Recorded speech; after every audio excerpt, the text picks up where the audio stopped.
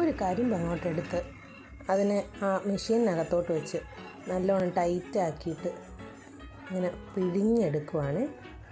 ആദ്യം നന്നായിട്ട് ഫസ്റ്റ് ഒരു സ്റ്റെപ്പ് ടൈറ്റ്നെസ് ഇച്ചിരി ഒന്ന് കുറച്ചിട്ടാണ് ആൾ നന്നായിട്ട് പിഴിഞ്ഞെടുത്തത്.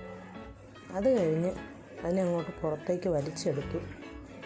വരുന്ന കൂട്ടത്തിൽ തന്നെ അതിനെ രണ്ടായിട്ട് മടക്കിയെടുത്ത് വീണ്ടും ഒരല്പം കൂടി മെഷീൻ ഒന്ന് ടൈറ്റാക്കി അതിനകത്തേക്ക് വീണ്ടും കയറ്റി വെച്ച് കൊടുത്തു. ആ ജ്യൂസ് അങ്ങ് താഴോട്ട് വീഴുന്നത് കാണുന്നുണ്ടോ? നല്ല രീതിക്ക് തന്നെ ജ്യൂസ് വീഴുന്നുണ്ട്.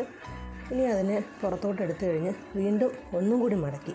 ഈ മടക്കിയ സമയത്ത് ഇതിനകത്തേക്ക് 2-3 സാധനങ്ങൾ വെച്ചു. ഇത് കണ്ടോ, 2-3 മുറി നാരങ്ങയും അതുപോലെ തന്നെ 2-3 കഷ്ണം ഇഞ്ചിയും വെച്ചിട്ടുണ്ട്. എന്നിട്ട് അതിനെ വീണ്ടും മെഷീനകത്തോട്ട് കയറ്റി അങ്ങോട്ട് നന്നായിട്ട് ഞെക്കി പിഴിഞ്ഞെടുക്കുക.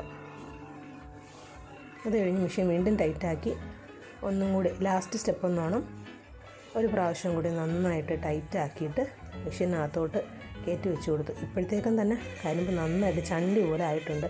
ടൈറ്റ്നസ് ഇച്ചിരി കൂടിയ കാരണം അവിടെ ഒരു അല്പം കൂടി ലൂസാക്കി അതിന് പുറത്തേക്ക് എടുത്തിട്ടുണ്ട്.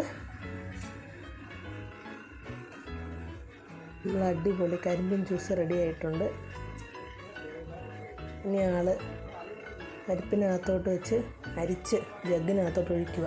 ഞങ്ങൾ 2 ഗ്ലാസ് ഓർഡർ ചെയ്തിട്ടുണ്ടായിരുന്നു.